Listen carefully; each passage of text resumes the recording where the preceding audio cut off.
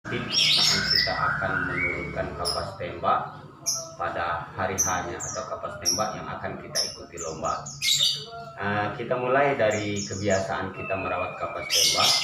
Mungkin mulai dari H-7 kapas tembak sudah kita persiapkan mulai dari mandinya berdasarkan kebiasaan kita, kemudian buah berdasarkan kebiasaan kapas tembak yang kita rawat, kemudian umbar, kemudian diembun.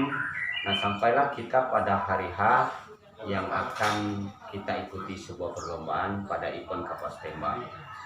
Pada kesempatan ini, kalau berdasarkan pengalaman yang kami miliki untuk merawat seekor kapas tembak, kebenaran saya punya beberapa kapas tembak. Salah satunya ada di depan saya. Ini kapas tembak ini saya beri nama Hammer. Ya, mengingat semakin besarnya tantangan untuk bermain kapas tembak. Jadi pada hari H, mulai pada H-1, kapas tembak memang sudah harus kita kondisikan. Kalau saya kapas tembak H-1 itu sudah kita mandikan paginya, langsung kita jemur sebentar, lalu kita gerudung. Jadi tidak perlu berlama-lama, tidak perlu kita ablah, itu langsung kita gerudung sampai sore H-1. Jadi sorenya jam 4 atau jam 5 kita keluarkan, lalu kita gantung sebentar, lalu kita mandikan kembali. Setelah mandi kita embunkan sebentar sampai bulunya kering, gerudung lagi sampai dengan hari H. Jadi hari H kapas tembak paginya kita perhatikan. Kalau saya paginya itu harus kita perhatikan betul-betul kalau kita ingin menurunkan kapas tembak. Jadi pagi kita sudah mulai dengan proses pengembunan pagi pada hari H-nya. Mulai dari jam 5 mungkin kapas tembak yang kita akan ikut lomba sudah kita keluarkan. Jam 7 sampai dengan jam 7 kita kapas tembak kita mandikan, lalu kita embunkan di teras kita sebentar, lalu kita embunkan, kita kerudung kembali. Nah, yang harus kita perhatikan pada saat kita memberikan buah. Jadi pada hari H kalau kapas tembak yang akan kita ikut lomba, sebaiknya purnya tidak kita gunakan lagi, cukup dengan buah. Tergantung kebiasaan kita, apakah kita menggunakan pepaya atau kita menggunakan pisang kepok pada hari H itu. Jadi pur yang kita gunakan itu tidak perlu kita gunakan lagi pada hari H-nya. Pada saat kita sampai di gantangan, yang harus kita perhatikan pada saat kita sampai di gantangan itu, kita kapas tembak kita keluarkan, lalu kita buka gerudungnya, kita lihat respon kapas tembak yang kita miliki. Dia respon tidak mau bunyi dah dia. Kalau dia tidak mau bunyi, berarti kapas tembak kita kan kurang fit nih. Jadi sebaiknya tidak perlu kita paksakan untuk lomba. Tapi kalau dia ada respon, begitu kita nyampai di lapangan, kita buka gerudung, dia mau bunyi, respon, berarti kapas tembak kita siap untuk ikut lomba. Nah, lalu kita gerudungkan kembali. Setelah kita gerudungkan kembali, usahakan jauh dari suara kapas tembak yang lain supaya kapas tembak kita tidak bocor. Jadi kita harus cari tempat yang agak jauh, mengasingkan kapas tembak yang kita miliki, gunanya agar kapas tembak kita tidak bocor. Atau kalau memang bawa kendaraan, sebaiknya kapas tembak kita masukkan di dalam kendaraan yang kita miliki, dan tidak perlu berlama-lama menghidup AC-nya. Mungkin bisa kita AC-nya kalau kita punya kalau pakai mobil, AC-nya bisa dihidupkan 2 sesi sebelum kapas tembak yang akan kita turunkan. Jadi pasti mulai dari awal, mulai nyampai ke lampangan sampai turun kapal tembak, lalu kendaraan yang berhasil lalu kita hidupkan. Kesian juga dengan mobilnya, ya. Jadi cukup kita 2 sesi sebelum turun baru aslinya kita hidupkan, ya, untuk stabilisasi kapas tembak yang kita miliki. Tapi kalau kita tidak pakai kendaraan, cukup kapas tembak yang kita miliki itu kita jauhkan dari keramaian yang ada. Yang jelas dia tidak terlalu dominan mendengar suara kapas tembak yang lain. Nah, 2 sesi sebelum turun yang harus kita perhatikan kapas tembak kita, yaitu selain kita membersihkan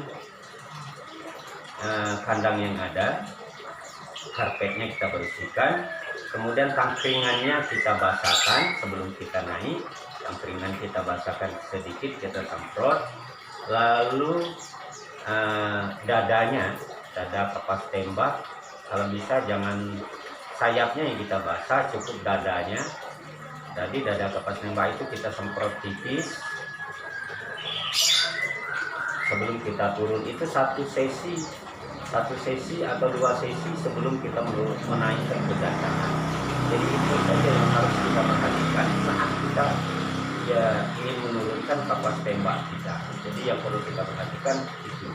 Kemudian hal yang lain yang mungkin yang harus kita menjadi pertimbangan untuk melihat kapas tembak kita siap ikut lomba atau tidak, walaupun dia di rumah menurut kita sudah sangat siap, gitu kan. Kita lihat kotorannya. Jadi kalau begitu nyampai ke lapangan, kita lihat kotorannya agak basah. Walaupun kita kasih pepaya kan biasanya kotorannya basah, tapi tidak terlalu basah. Kalau dia memang terlalu basah, berarti burung kapas tembak yang kita miliki itu sebenarnya tidak begitu siap.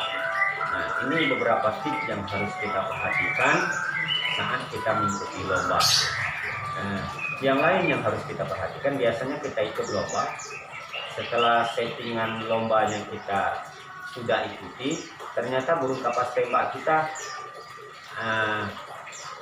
mainnya tidak begitu yang kita harapkan. Mungkin hal-hal yang lain yang harus kita perhatikan, mungkin tangkringannya, posisi tangkringan itu juga mempengaruhi, atau tangkringannya sendiri itu mempengaruhi. Kenyamanan kapas tembak dalam menggunakan tangkringan itu sangat mendukung penampilannya saat mengikuti lomba. Jadi tangkringan itu bisa kita gunakan tangga. Kalau saya jaraknya mungkin 1 jengkal ya dari atas, itu yang bawah dan atas. Atau kita gunakan sejajar. Saya gunakan sejajar di atas semua. Kalau seandainya nanti kita ikut lomba dia mainnya masih agak nakal, berarti tangkringan yang kita gunakan itu bukan posisi tangkringannya, tapi tangkringannya sendiri yang bermasalah.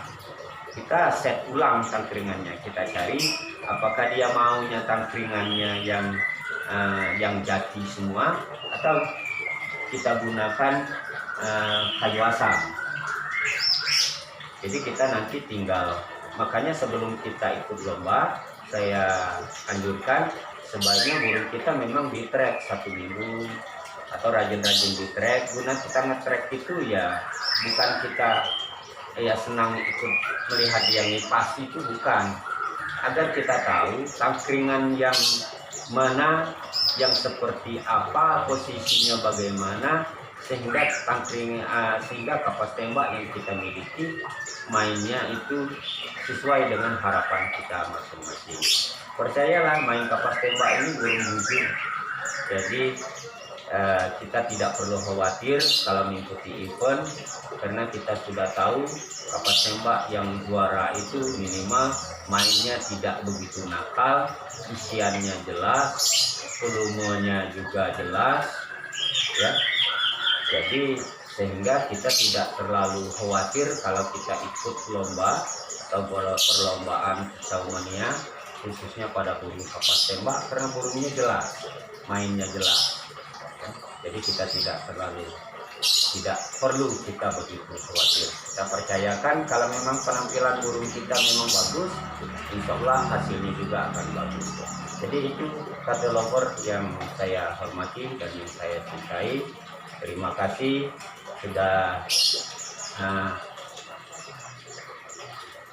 sudah mengikuti Harzali Sunan Channel, dan saya juga terima kasih bisa menanggapi beberapa pertanyaan para subscriber yang telah mengikuti channelnya Harzali Sultan. Ini saja tips lomba pada hari H kapas tembak. Itu saja yang bisa saya sampaikan. Terima kasih. Wassalamualaikum warahmatullahi wabarakatuh. Kapas tembak lover bisa.